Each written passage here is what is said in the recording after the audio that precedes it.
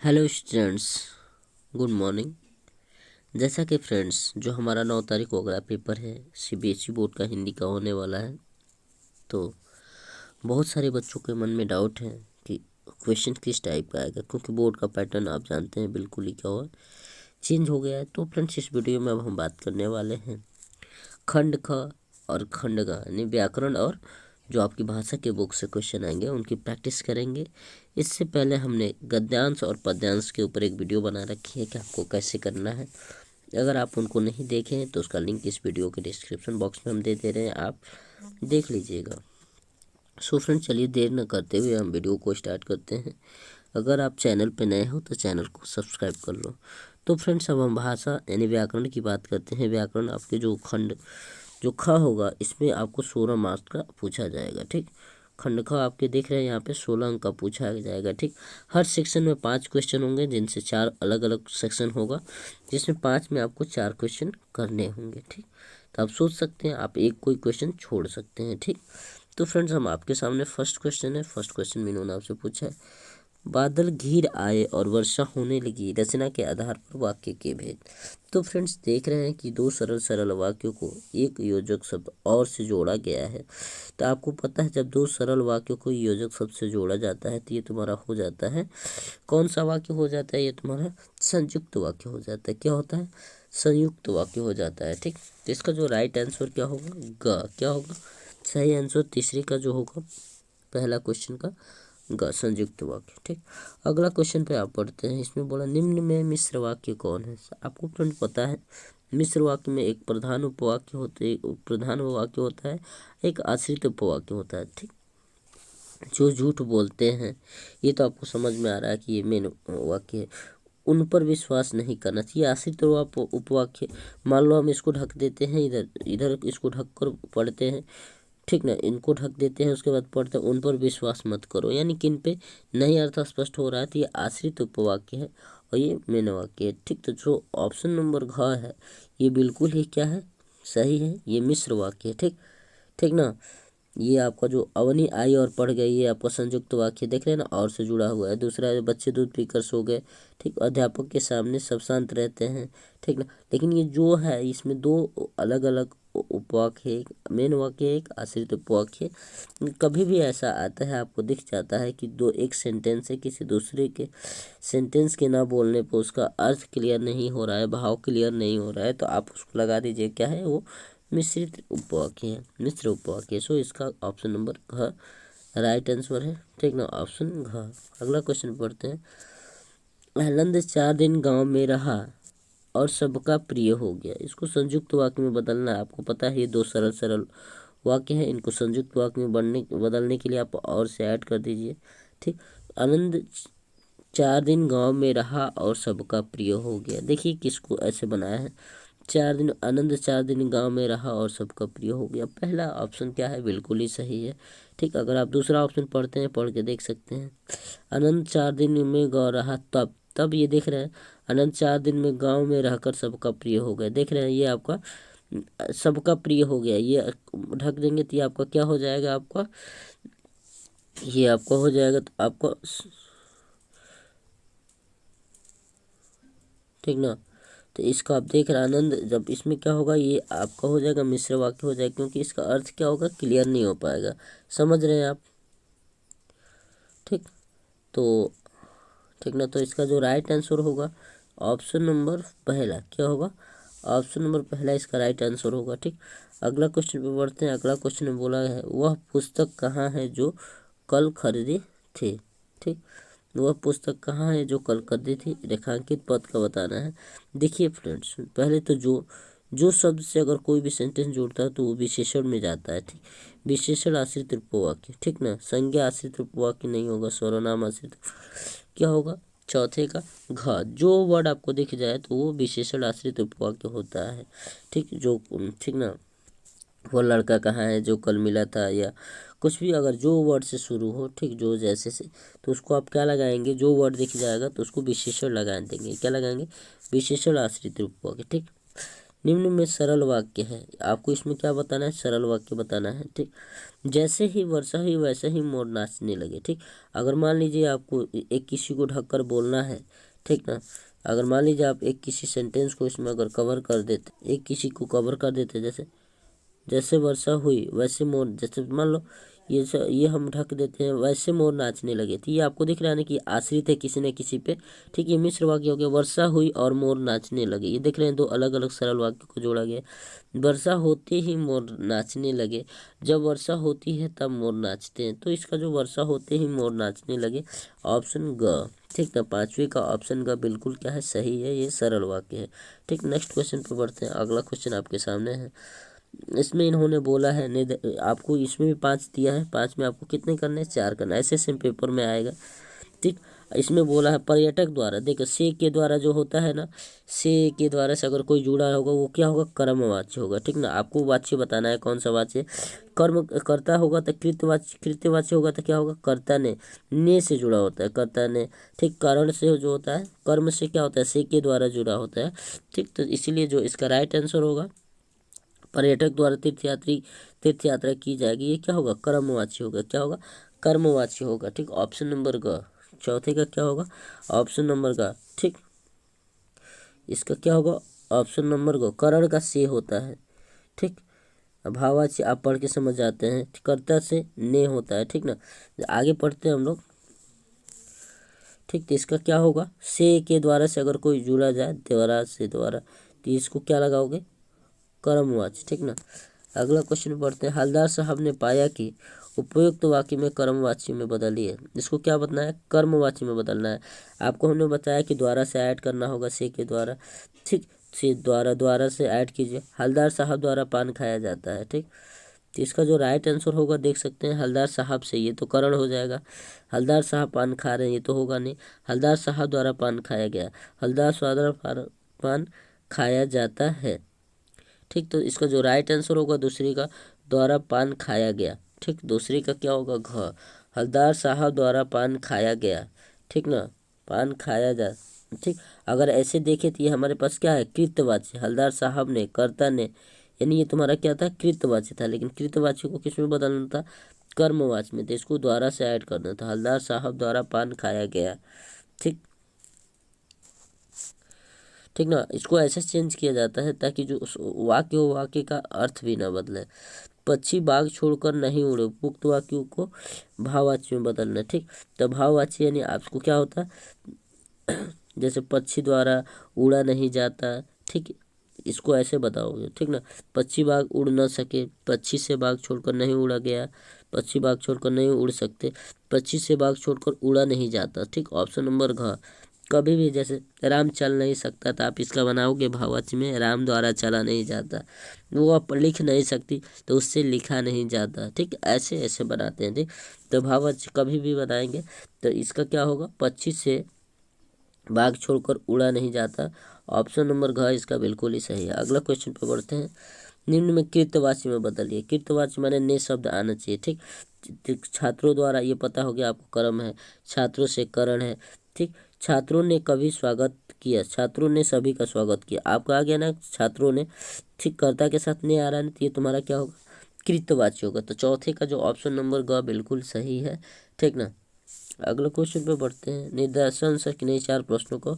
हम कल दिल्ली जा रहे हैं। ठीक, आप 4 करना था ना। ठीक, अच्छा यहाँ पे बैठा। निम्न में कौन सा भाववाच्य का सही विकल्प है।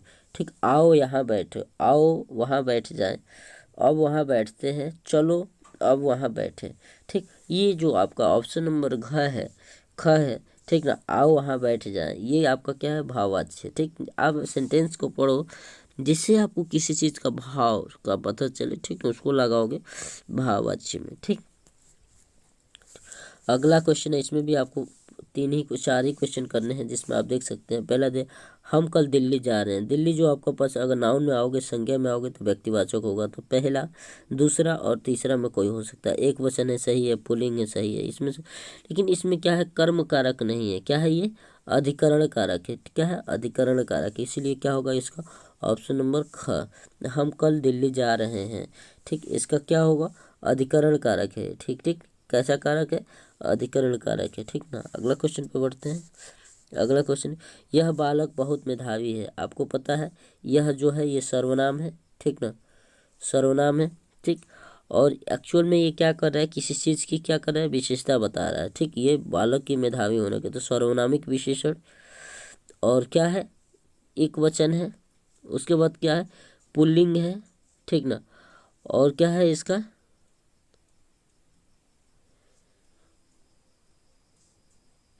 विशिष्य बालक। सही है, इसका जो ऑप्शन नंबर ग बिल्कुल ही सही होगा। अचानक वर्षा होने लगी। ठीक, अचानक कोई, देखिए कालवाचक क्रिया विशेषण होगा नहीं क्योंकि टाइम नहीं बता रहा है। ठीक, स्थानवाचक भी होगा नहीं, परिमाणवाचक भी नहीं होगा, क्या होगा, रीतिवाचक क्रिया विशेषण। और होने लगी ये क्या आ रहा है, क्रिया की विशेषता बता रहा है, इसीलिए इसका जो ऑप्शन नंबर हाँ बिल्कुल राइट आंसर है। वह भारत मैच जीत गया। आपको पता है ये विस्मयादिबोधक वाक्य शब्द है, और ये कैसा है, खुशी की बात करता है। ठीक, तो आपका सुख सूचक नहीं होगा, ये प्रसन्नता सूचक भाव, यानी ऑप्शन नंबर घ। ठीक ना, यहाँ खुशी की बात हो रही है ना, तो प्रसन्नता सूचक होगा। ठीक, आपको जो भी ये दिखता है ये विस्मयादिबोधक का क्या होता है, चिन्ह होता है। ठीक, विस्मयादिबोधक वाक्य।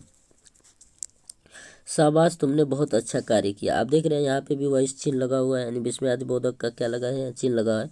ठीक, तो आप लगा सकते हैं तुमने, तुमने वर्ड पूछा है तो आपको पता है यू क्या होता है, मध्यम पुरुष होता है। यू जो होता है बहुत तुम, ये क्या होता है, ये सेकंड पर्सन, यानी इसमें हम कहते हैं मध्यम पुरुष। तो मध्यम पुरुषवाचक सर्वनाम, और इसके बाद बोलोगे एक वचन, और क्या, कर्ता ने, कर्ता कारक। जो पांचवा का जो राइट आंसर होगा, पांचवा का क्या होगा, ये मध्यम पुरुष। तो इसमें भी दिया है, लेकिन ये बहुवचन की बात कर रहा है, बहुत, तुमने एक की बात हो रही है यहाँ पे करता का। सो इसका ऑप्शन फर्स्ट सही है, बहुवचन दिया गलत है। ठीक ना, एक की बात हो रही है, शाबाश तुमने बहुत अच्छा कार्य किया। ठीक, मध्यम पुरुषवाचक सर्वनाम, एक वचन और कर्ता कारक। ठीक, अगला क्वेश्चन पढ़ते हैं। निदानुसार कि नहीं, 4 प्रश्नों का उत्तर देना है। ठीक, इसमें भी केवल 4 देना है। देखते हैं, ये सारे क्वेश्चन रस से लग रहा है। एक ही अजगरी लखी एक और मृगराय, विकल बटोही बीच पोय पर्यो मूर्छाए। ये मूर्छा खाना, देख रहे हैं ना, ये डर की बात हो रहा है। ठीक, भय की बात हो रहा है। ठीक, ये भयानक रस की बात हो रही है। तो भयानक रस का जो अस्थायी भाव होता है, ठीक, अच्छा जो तो निहित रस है, रस ही पूछते ने, पूछा होना, डरना। तो डरना किसका होता है, भयानक रस का होता है। ठीक, ठीक ना, डरना किसका अस्थायी भाव होता है, भयानक रस का, इसीलिए क्या होगा, इसका ऑप्शन नंबर ग राइट आंसर होगा। ठीक, वीर रस का उत्साह से होता है, करुण रस दुख होता है, रौद्र रस गुस्सा होता है, भयानक रस, ठीक, ये क्या होता है, डर भय। उत्साह किस रस का स्थायी भाव होता है, हमने पहले ही बताया, जो उत्साह होता है किसका होता है, ये आपका वीर रस का स्थायी भाव होता है। किसका होता है उत्साह, वीर रस का होता है। ठीक, ठीक ना, करुण रस का शोक होता है, करुण रस का शोक होता है। रौद्र किसका होता है, क्रोध का होता है, क्रोध का। ठीक ना, हास्य रस, ठीक ना, हास्य रस हंसी, और भयानक रस भय का होता है। ठीक, ये सारी बातें आपको याद रखनी है। उत्साह होता है वीर रस का, रौद्र होता है किसका, क्रोध रस का। उत्साह होता है वीर रस का, भयानक रस होता है भय का, और करुण रस होता है शोक का। करुण रस किसका होता है, शोक का। लेकिन यहाँ उत्साह की बात किया, उत्साह किसका होगा, वीर रस का। उत्साह किसका होगा, वीर रस का। श्री कृष्ण के सुन बच्चन अर्जुन क्षोभ से जलने लगे, सब शिला अपना भूल कर करथल युगल मलने लगे। संसार देख अब हमारे शत्रु रण में मृत खड़े, करते हुए यह घोषणा हो गए उठ कर खड़े। उपयुक्त वाक्य में कौन सा रस है। ठीक, इसमें जनरली आपको क्या किया जा रहा है, क्रोध गुस्सा की बात की जा रही है, यानी रौद्र रस है। ठीक ना, क्या है, ठीक ना, इसमें रौद्र यानी गुस्से की बात की जा रही है, तो इसमें कौन सा है, गुस्से। ठीक ना, रौद्र पंक्ति पढ़ेंगे। ठीक ना, ठीक, विभव अनुभाव और संचारी भाव की सहायता से क्या रस के रूप में परिणित हो जाते हैं। ठीक, ठीक, क्या बोला है तुम लोगों का, विभव अनुभाव और संचारी भाव की सहायता से क्या रस रूप में परिणित हो जाते हैं, अस्थाई भाव। ठीक, चौथे का क्या होगा, इसका आलंबन नहीं होगा। ठीक ना, ये भी नहीं होगा, ये भी नहीं, विभव अनुभव और संचारी भाव की सहायता से रस, ठीक, अस्थाई भाव, ठीक ना, परिमाणित होता है। अद्भुत रस का अस्थाई भाव है, आपको पता है अद्भुत रस का जो अस्थाई भाव क्या है,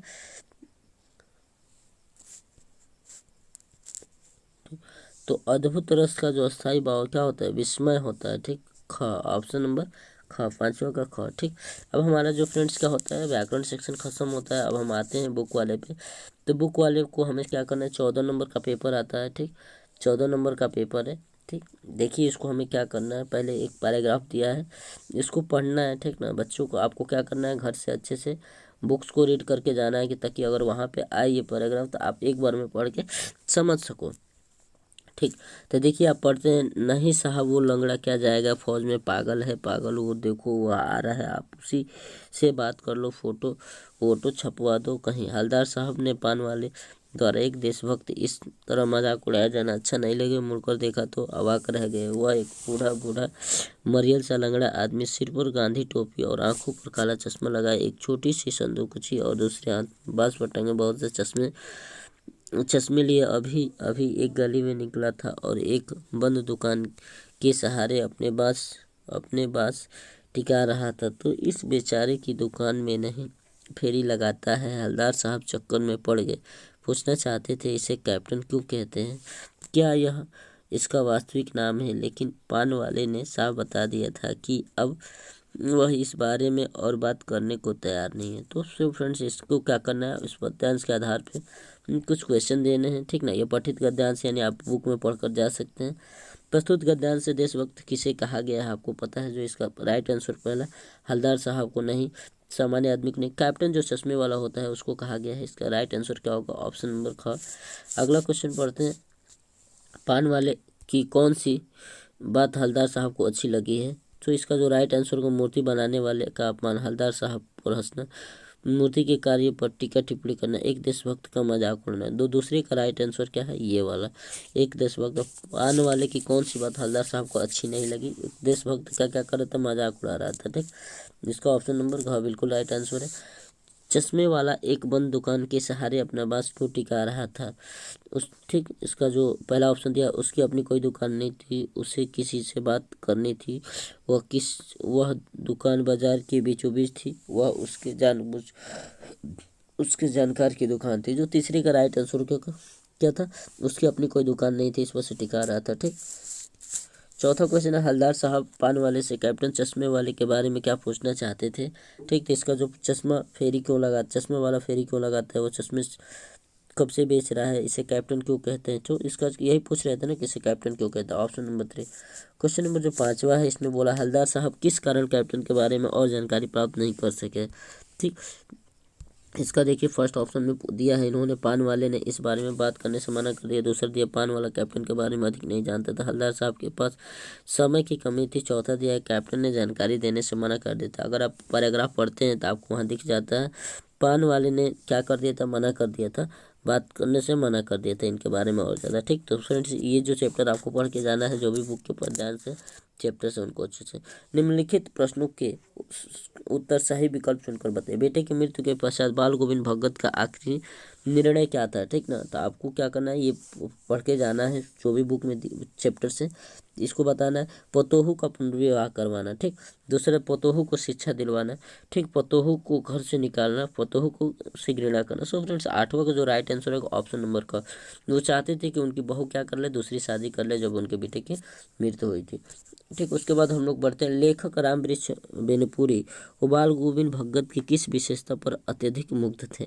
सो दूसरे का जो राइट आंसर होगा फ्रेंड्स क्या था, पहला पहनावे पर, दूसरा व्यवहार पर, तीसरा मधुर गान पर, चौथा कार्यकुशलता पर। तो दूसरे का राइट आंसर था कि उनको बहुत अच्छा गाना गाते थे। ठीक ना, इस पर वो क्या थे, बहुत प्रभावित थे। ठीक, रामवृक्ष बेनीपुरी बाल गोविंद भगत के मधुर गान पर बहुत क्या थे, प्रभावित थे। ठीक, इसीलिए दूसरे का जो होगा ग होगा। उसके बाद नाथ समुद्र भजन, ये क्या है, राम लक्ष्मण परशुराम संवाद से ये क्वेश्चन, ये पैराग्राफ है, आपको पढ़ के जाना है, एक एक का मीनिंग समझ के जाना है क्या कह रहा है। जैसे नाथ शंभु धन भंजनी हारा, होये केहू एक दास तुम्हारा, आयुष काह कय किन मोही, सुनी रिसाई बोले मुनि को ही, सेवक सो जो करे सेवकाई, अरि करनी करिए लड़ाई, सुनहु राम जेहु शिव धनु तोरा, सहस बाहु समसो रिपु मोरा, सो बिलगाऊं बिहाई समाजा, न तो मारे जय है सब राजा। जब परशुराम क्या होते हैं, जब वो राम तोड़ देते हैं और क्या होता है धनुष को, तो फिर परशुराम आते हैं, तो उसी समय बोलते हैं कि कौन तोड़ा है, तो ये श्री राम समझाते हैं कि आपका कोई एक दासी होगा। वही दिया गया है आपका पद्यांश। इससे आपको क्वेश्चन पूछे गए हैं, देखिए क्या पूछा जा रहा है। सुनि मुनि वचन लखन मुस्काने, बोले परशुधर ही अपमाने, बहु धुनहि तरु लरिकाई, कबहु न असीस किन्हि गोसाई, एहू धन पर ममता केहू होती, सुन रिसाई, कहो भृगुल केतु ने, रे नृप बालक कलवश, बोलत तोहि न संवाद, धुनहि सम त्रिपुरारी, धुन विदित सकल संसार। ठीक, तो ये तो ये क्या है, जो लक्ष्मण है वो बोले हैं कैसे, तो बचपन हमने हजारों धनुष तोड़ी है। ठीक, पर ऐसे कोई गुस्सा नहीं। चलो देखते हैं क्वेश्चन, हमको क्वेश्चन से मतलब है। परशुराम के क्रोध को शांत करने के लिए राम ने उनसे क्या कहा, धनुष तोड़ने वाला कोई राजकुमार है, धनुष तोड़ने वाला आपका कोई सेवक होगा। ठीक, यही बात बोला था ना, धनुष तोड़ने वाला आपका कोई मित्र होगा या धनुष आपसे। ठीक, तो आप देख सकते हैं यहाँ पे बोला है ना, आयुष सेवक सो जो कर, यहाँ पे नाथ समुद्र हो केहू दास तुम्हारे, यहाँ पे बोला है ना कि जो तो धम्बु तोड़ा है वो आपका क्यों दास होगा, सेवक होगा। ठीक, तो इसका जो राइट आंसर होगा क्या होगा, धनुष तोड़ने वाला आपका कोई सेवक होगा। स्वयंवर में जो धनुष टूट गया था वह धनुष किसका धनुष था, आपका राजा जनक का, विष्णु जी का, राम का, परशुराम के आराध्य शिव जी का। तो इसका राइट आंसर था, ठीक, परशुराम शिव जी की पूजा करते थे, ऑप्शन नंबर घ। ठीक, शिव धनुष टूटने पर परशुराम क्रोधित क्यों हुए। तीसरे का, परशुराम जी शिव भक्त थे और उन्हें शिव धनुष प्रिय था, उन्हें सीता सम्मानित नहीं किया गया था, गलत है। क्षत्रिय कुल के विद्रोही थे, परशुराम जी क्रोधी स्वभाव के थे। इसका जो तीसरे का जो ऑप्शन नंबर क्या होगा, क। ठीक, भृगुकुल के तो किसे कहा गया है, लक्ष्मण को, राजा जनक को, परशुराम को, विश्वामित्र को। ठीक, जो इसका जो राइट आंसर होगा किसको कहा गया, भृगुल के तो किसे कहा गया है, मतलब आपका जो इसका राइट आंसर होगा तीसरा का लक्ष्मण को। ठीक ना, किसका चौथा का जो आपका राइट आंसर होगा, अच्छा जो विश्वामित्र को, भृगुल के तो किसे कहा गया है, यानी विश्वामित्र को इस पैराग्राफ में कहा गया है। जो भी आपके पद्यांश दिए गए हैं किसको कहा गया है, चौथे का जो किसको कहा गया है, और सॉरी, अच्छा परशुराम आप पढ़ के देख सकते हैं। यहाँ पे हो धुन कहाँ, भृगुकुल ये धेनु ममता के तुमो ही, सुन रिसाई कह भृगुकुल के रे नृप बालक। अच्छा, यहाँ पे देख सकते हैं आपको किसको कहा गया है, ये आपको परशुराम को कहा गया है। किसको कहा गया है, चौथे का परशुराम को कहा गया है। ठीक, और इस पद्यांश का लास्ट क्वेश्चन देखते हैं हम लोग। शिव धनुष तोड़ने वाले की तुलना परशुराम ने अपने किस शत्रु से की है, आपको पता है सहस्त्रबाहु से। ठीक ना, बोले हैं ना कि उसको सहस्त्रबाहु की तरह उसकी गर्दन को काट देंगे। ठीक, पांचवा को जो राइट सही आंसर होगा सहस्त्रबाहु। ठीक, उसके बाद अब हम लोग ये देखते हैं, ये आपका जो है ये गोपियों वाले चैप्टर से इसने 2 क्वेश्चन पूछा है। गोपियों के अनुसार किसी राजनीति की शिक्षा प्राप्त कर ली है। गोपी किसको बोलती है, श्री कृष्ण को बोलती है। किसको बोलती है, श्री कृष्ण को बोलती है। ठीक ना, जो सूरदास के पद के आधार पर पता है, गोपियों ने व्यंग कसते हुए किसे भाग्यशाली कहा है, उद्धव को बोला था ना तुम कितने भाग्यशाली हो, उनके पास रह के भी उनके अंदर का जो प्रेम है, उनके जो उससे क्या हो, अछूते हो। ठीक, उद्धव को। ठीक, तो फ्रेंड्स ऐसे ही सिंपल पेपर्स, ऐसे ही आप क्वेश्चंस जानने के लिए ठीक हम चैनल के साथ जुड़ जाइए, ताकि अगर हम कोई भी अपडेट डालें, कोई सी प्रकार की हेल्पफुल वीडियो डालें, तो उसका अपडेट आपके तक पहुंच सके। So friends once again thank you, और आप हमारे चैनल को प्लीज़ सब्सक्राइब करो, ज़्यादा से ज़्यादा बच्चों तक पहुंचाओ। Thank you friends.